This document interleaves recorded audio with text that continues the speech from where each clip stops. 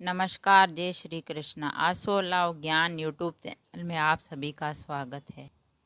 बुद्धिमान लालची राजा और मंत्री की कहानी। बुद्धिमान लालची। एक राजा अपने लिए समझदार और ईमानदार मंत्री की तलाश कर रहे थे। राजा ने कई लोगों को साक्षात्कार लिया, लेकिन कोई भी व्यक्ति उन्हें मंत्री बनने के लायक नहीं लगा। सबको राजा ने बोला और उनको पहचाना, लेकिन राजा को नहीं लगा कोई भी ये मंत्री इनमें से बन सकता है।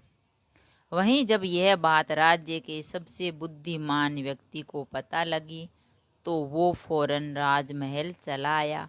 राजा से मिलकर उसने कहा, मैं इस गांव का सबसे बुद्धिमान व्यक्ति हूँ और मैं आपका मंत्री बनने के लायक हूँ। राजा ने उससे काफ़ी कठिन सवाल किए और उसने समझदारी से सवालों का जवाब दिया। राजा ने उसे मंत्री बना लिया। एक दिन मंत्री को रास्ते में एक बूढ़ा इंसान मिलता है जिसके पास 3 गठरी होती है। बूढ़ा मदद मांगते हुए कहता है, क्या तुम मेरी एक गठरी उठा सकते हो? ये काफ़ी भारी है। वह बुजुर्ग की मदद करने के लिए हाँ कर देता है और एक गठरी उठा लेता है। मंत्री बुजुर्ग से पूछता है कि आखिर इसमें क्या है जो ये इतनी भारी है? बुजुर्ग आदमी उत्तर देता है, ने कहा, इस गठरी में सिक्के हैं। आगे एक नदी आती है जिसे पार करना मुझे है। बुजुर्ग कहता है, क्या तुम मेरी दूसरी गठरी उठा सकते हो? क्योंकि 2 गठरी लेकर मैं ये नदी पार नहीं कर सकता। वह दूसरी गठरी उठा लेता है और ये गठरी भी भारी होती है। बुजुर्ग कहता है, इस गठरी में चांदी के सिक्के हैं। नदी पार करने के बाद एक पहाड़ आता है। बुजुर्ग ने कहा, मैं गठरी के साथ ये पहाड़ नहीं चढ़ सकता हूँ। क्या आप मेरी तीसरी गठरी उठा सकते हो? मंत्री बिना कुछ बोले तीसरी गठरी भी उठा लेता है। बुजुर्ग पहाड़ पर चढ़ते हुए उससे कहता है, इस गठरी में सोने के सिक्के हैं। तुम इसको लेकर मत भागना, मैं तुम्हारा पीछा नहीं कर सकता हूँ।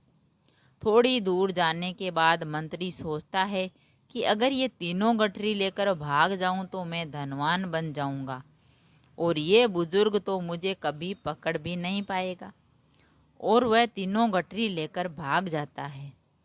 घर जाकर वो जैसे ही तीनों गठरी खोलता है तो उसमें लोहे के सिक्के होते हैं।